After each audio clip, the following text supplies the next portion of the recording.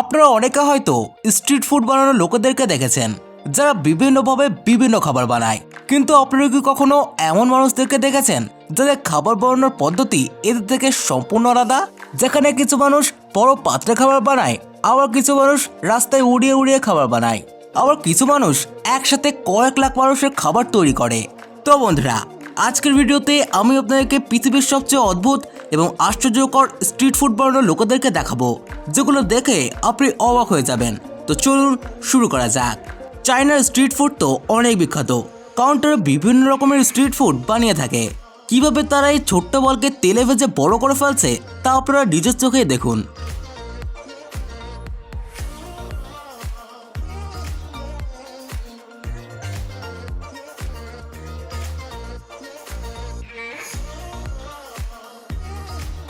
একজন সাধারণ মানুষের রুটি বানাতে অনেক সময় লাগে। এই লোকটির রুটি তৈরি করতে সময় লাগে, কিন্তু রুটি ভাজতে একটু সময় লাগে না। তিনি যত দ্রুত রুটি ভাজছেন, এত দ্রুত রেস্টুরেন্টের শেফও করতে পারবে না।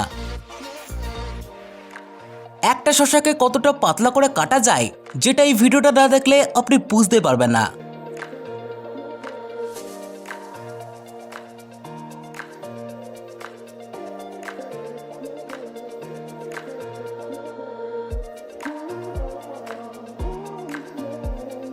আপনারা যখন এই হোটেলে খাবার খেতে যান, সবসময় হোটেলে খাবার পরিবেশন পদ্ধতি ভিন্ন দেখতে পান। এখন এই শেফকেই দেখে নিন, যে কিনা ভালো শেফের পাশাপাশি একজন সঙ্গীত শিল্পীও বটে। কারণ এই লোকটি তার খাবার বানানোর পাশাপাশি তার সঙ্গীত দিয়েও বিনোদন দিয়ে থাকে।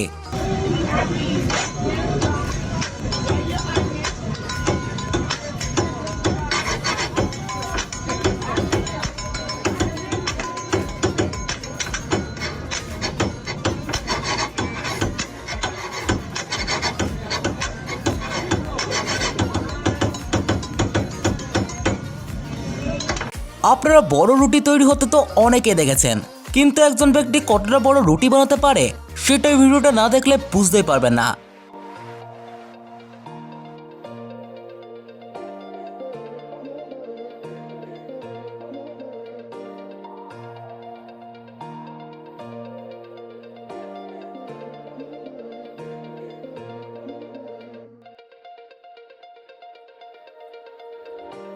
চুলায় ঢুকে পাউরুটি তৈরি করাটা একটা শিল্প, আর এই শিল্পকে লোকগুলো বিনোদনের মাধ্যম বানিয়ে ফেলেছে।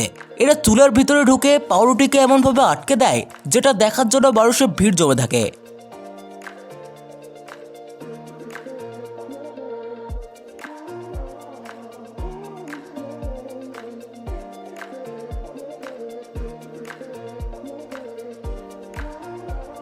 এই ভাই ডিম নিয়ে খেলতে খেলতে কিভাবে প্যানের উপর একটা খেলা শুরু করে দেয় সেটা দেখুন। আর এই আটকে তো স্যালুট অবশ্যই দিতে হবে।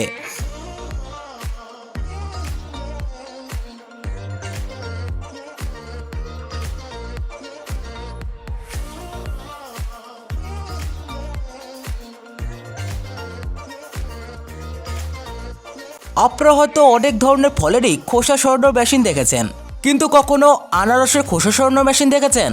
এই মেশিন দিয়ে আনারস থেকে খোসা খুব সহজেই ছাড়িয়ে ফেলা যায়।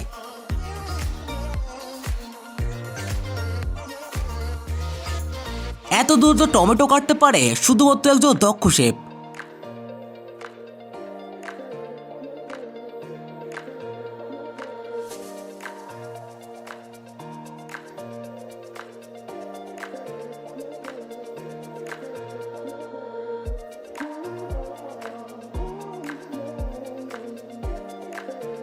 সাধারণত মানুষেরা খাবার বানানোর জন্য কড়াই ব্যবহার করে, কিন্তু এই মানুষগুলো খাবার তৈরি করার জন্য জেসিবিকেই ব্যবহার করে ফেলছে।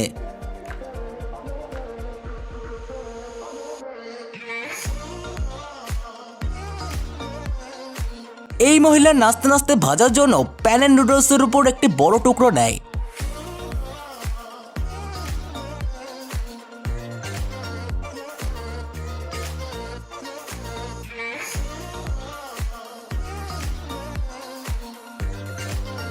একটি দল মিলে কাজ করলে কাজ কতটা দ্রুত হয় তাই ভিডিওটি দেখলেই বুঝতে পারবেন।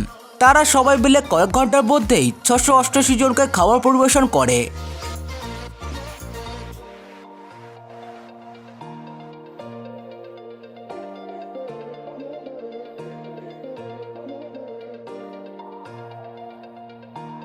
এই মাঙ্কি কিং এর মতো দেখতে লোকটি উড়ন্ত চাপাটি বানায়, আর এই চাপাটি বানানোর স্টাইল সাধারণ মানুষের থেকেও সম্পূর্ণ আলাদা।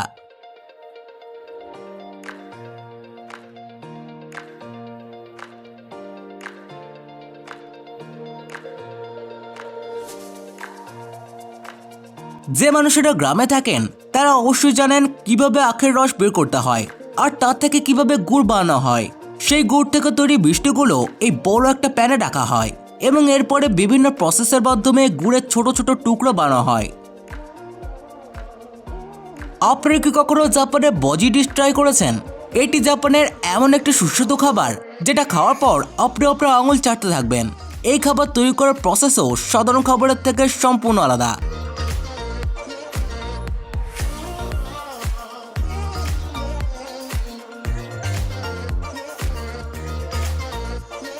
এই শেফের মতো দক্ষ শেফ আপনারা হয়তো এর আগে কখনো দেখেননি। তিনি খাবারকে এত উপরে ওঠানোর পরও এক ফোঁটা খাবারও বাটিতে পড়ে না, আবার সেটাকে নিজের কাছে নিয়ে আসে।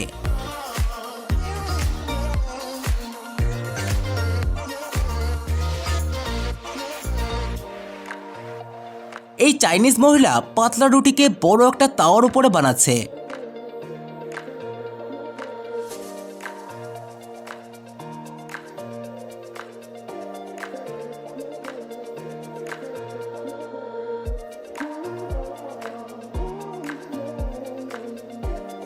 আপনার মধ্যে হয়তো এমন কেউ নেই যে কিনা ডুডলস খায়নি।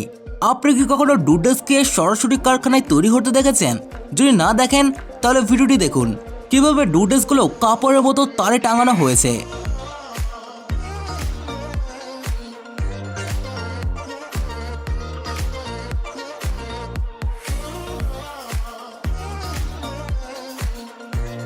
কোনো ব্যক্তি স্প্রিং রোল চাপাতি এক হাত দিয়ে তো বানাতেই পারবে না, কিন্তু এই ভাই তো সেটা করে দেখিয়েছে, যেখানে এক হাত দিয়ে একদম গোল স্প্রিং রোলকে চাপাতি বানায়।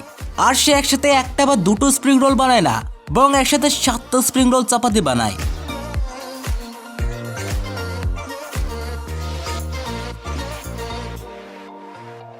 আপনাদের মধ্যে কেউ কি বালুতে তৈরি পাঁপড় খেয়েছেন? যদি না খেয়ে থাকেন তাহলে এই ভিডিওটি দেখুন, যা কিনা দেখতে অনেক সুন্দর লাগছে আর এটা অনেক স্যাটিসফাইংও বটে।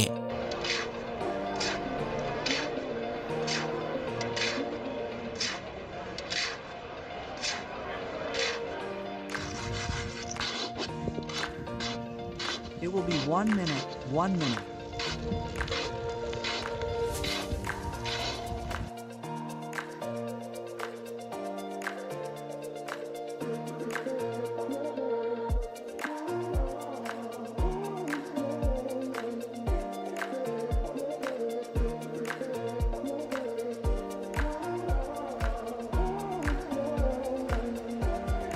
এই ভাইটি ঘুরতে ঘুরতে কাপে চা ঢালছে, কিন্তু তবুও এক ফোঁটা চাও বাটিতে পড়ছে না।